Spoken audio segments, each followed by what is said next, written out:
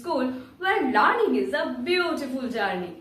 কেমন আছো সবাই? আশা করি সবাই সুন্দরভাবে ইংলিশ প্র্যাকটিস করছো প্রতিদিন। আজকে আবারও চলে এসেছি থার্ড কন্ডিশনাল সেন্টেন্সের আরও একটি ক্লাস নিয়ে। এর আগে অলরেডি একটা পার্ট 1 দেওয়া রয়েছে, এটা ধরে নাও তার পার্ট 2। আজকে আরও একটা সেন্টেন্স স্ট্রাকচার শিখবো, সেটাও থার্ড কন্ডিশনাল সেন্টেন্সের উপরে। চলো আর বেশি দেরি না করে আজকের ক্লাসটাও শুরু করা যাক। তবে ভিডিও শুরু করার আগে বলে দিই, যারা আমার চ্যানেলে নতুন রয়েছে চ্যানেলটিকে সাবস্ক্রাইব করে পাশে থাকা বেল আইকনটি প্রেস করতে একদম ভুলো না। তাহলে চলো এবার ভিডিওতে আসা যাক। এইবার আমরা দেখে নেব মেন স্ট্রাকচার সমেত এক্সাম্পল। আচ্ছা, এখানে দেখো কি রয়েছে, if plus past tense plus would have plus past participle plus ROS মানে রেস্ট অফ দ্য সেন্টেন্স। আচ্ছা, এবার দেখো কিভাবে জিনিসটা করা হয়েছে। আমি একটা এক্সাম্পল দিয়ে বোঝাবো, তাহলে তোমাদের বুঝতে সুবিধা হবে structure. If informed earlier we would have avoided the delay. এবার দেখো লক্ষ্য করে, ইফ ফার্স্ট ইফ এসছে প্লাস পাস্ট টেন্স ইনফর্মড, ইনফর্মের পাস্ট ফর্ম হচ্ছে ইনফর্মড, ঠিক আছে, earlier plus we would have, এখানে উড হ্যাভ আছে, উড হ্যাভ এসছে plus past participle, avoided past participle form হচ্ছে avoided, okay, avoided plus rest of the sentence.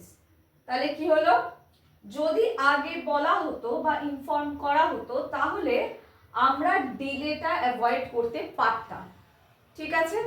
মানে এই যে জিনিসটা, মানে এই যে ফার্স্ট অ্যাকশনটা, এটা যদি হতো তাহলে তার রেজাল্ট স্বরূপ এইটা আসতো। মানে এই জিনিসটাও ঘটেনি, তাই এই রেজাল্টটাও হয়নি।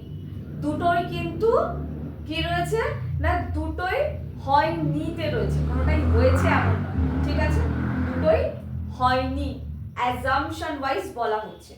নেক্সট কি রয়েছে, if prepared properly the project would have succeeded. আর একটা জিনিস লক্ষ্য করো, যেহেতু হ্যাভ রয়েছে তাহলে কি হবে না, এখানে পাস্ট পার্টিসিপল ব্যবহৃত হবে। আমরা সেটা প্রেজেন্ট পারফেক্ট টেন্স থেকেই জেনে এসেছি, রাইট। would have রয়েছে তাই পাস্ট পার্টিসিপল ফর্মটা ব্যবহার হচ্ছে যে কোনো ভার্বেরই। if prepared properly, যদি প্রপারলি প্রিপেয়ার হতো জিনিসটা, প্রজেক্টটা, তাহলে সেটা সাকসেসফুল হতো।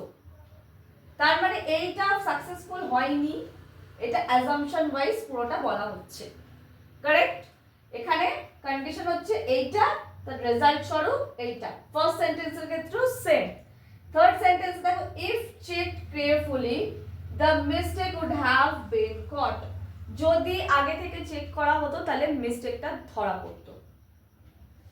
এইবার এইটাই হচ্ছে থার্ড কন্ডিশনাল সেন্টেন্সের আরেকটা স্ট্রাকচার, ইজি স্ট্রাকচার, বুঝতেও সুবিধা হবে, করতেও পারবে তোমরা। এবার আমি কিছু এক্সাম্পলস তোমাদেরকে প্রোভাইড করে দিচ্ছি, সেগুলো ভালো করে দেখো। কোথাও যদি বুঝতে অসুবিধা হয় let me no in the comment section. আজকের মতন এই পর্যন্তই, দেখা হচ্ছে আবার পরবর্তী ভিডিওতে। ততক্ষণের জন্য ইংলিশ প্র্যাকটিস করতে থাকো আর এক্সাম্পলগুলো চট করে দেখে নাও।